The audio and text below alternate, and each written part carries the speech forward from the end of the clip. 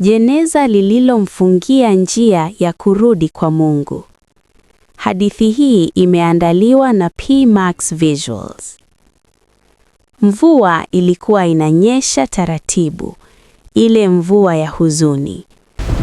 Watu 6 walikuwa wanabeba jeneza kwa hatua nzito kuelekea makaburini.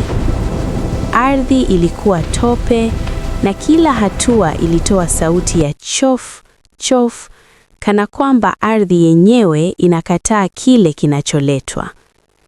Hakukuwa na wimbo wa sifa, hakukuwa na nderemo, kulikuwa na ukimya mzito unaobana kifua. Ndani ya jeneza kulikuwa na mwili wa Musa Kweka.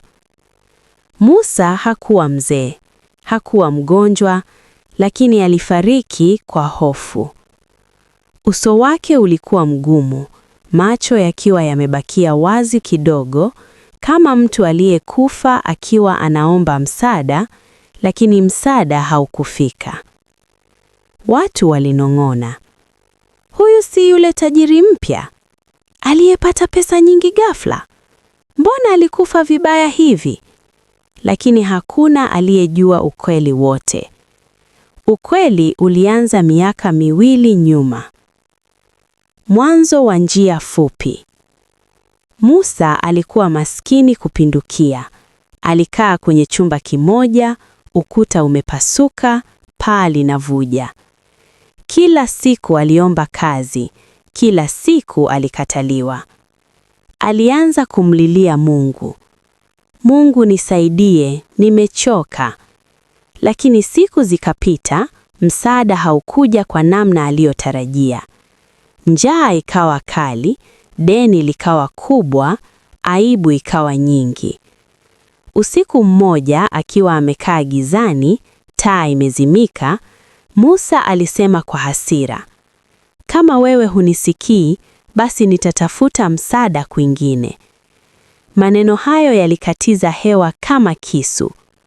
Usiku huo huo, mlango haukuvunjwa, haukugongwa, lakini mtu alikuwepo ndani.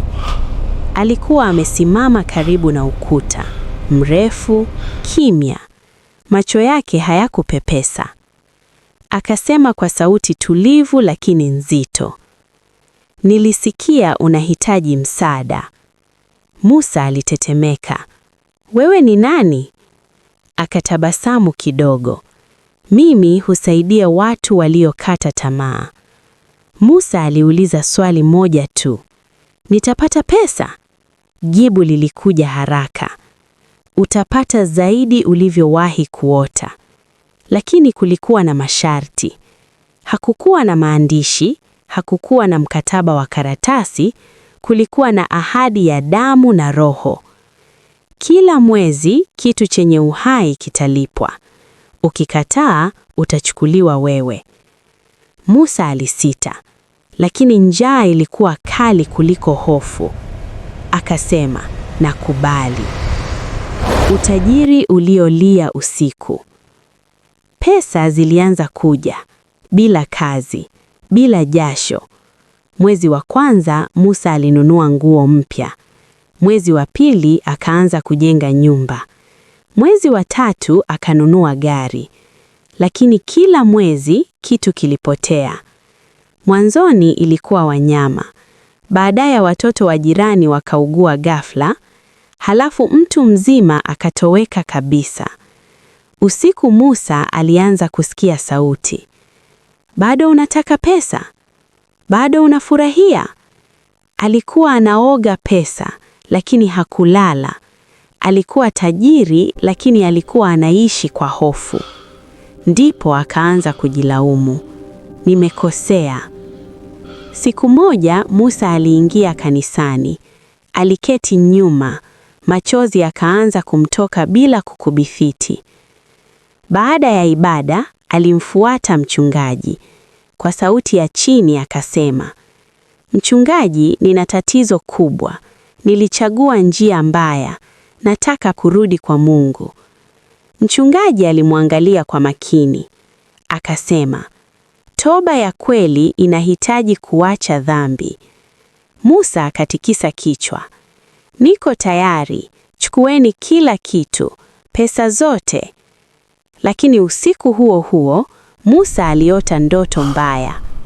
Alikuwa amesimama mlangoni pa kanisa, lakini mlango haukufunguka. Sauti ile ile ikamwambia, ulipochagua ulifunga mlango mwenyewe. Musa akaanza kukimbia kwa wachungaji wengine. Maombi yakafanyika, mafungo yakafanyika. Lakini kila sala ilipofika katikati, taa zilikuwa zinazima, mishumaa ikizimika yenyewe. Mchungaji mmoja alimwambia kwa hofu, kuna mikataba ambayo haiwezi kuvunjwa kwa maombi ya kawaida. Usiku wa mwisho. Siku ya mwisho, Musa aliamua kutoa pesa zote kama sadaka. Alipiga kelele nyumbani kwake, chukueni kila kitu, rudishieni maisha yangu. Ndipo kivuli kikajitokeza. Sauti ikasema kwa ukali, ulitaka maisha mepesi. Mungu ulikuwa unamuita mwisho. Sasa ni zamu yako. Asubuhi yake, Musa alikutwa amekufa kitandani. Uso wake umejaa hofu, mikono ikiwa imekaza kama mtu anayepambana na kitu kisichoonekana. Ndiyo maana leo walikuwa wanambeba kwenye jeneza. Ndiyo maana hakuna aliyekuwa anaimba. Ndiyo maana ardhi ilionekana nzito kumkubali. Na wazee wakasema, sio kila kitu kinaweza kutubiwa baada ya kukubaliana. Njia fupi mara nyingi haina njia ya kurudi. Tamthili. Usitake maisha mepesi kuliko maisha sahihi. Usione mateso ya leo kama laana.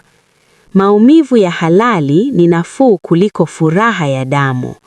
Kwa sababu, utajiri wa kafara hauleti amani, unaleta jeneza.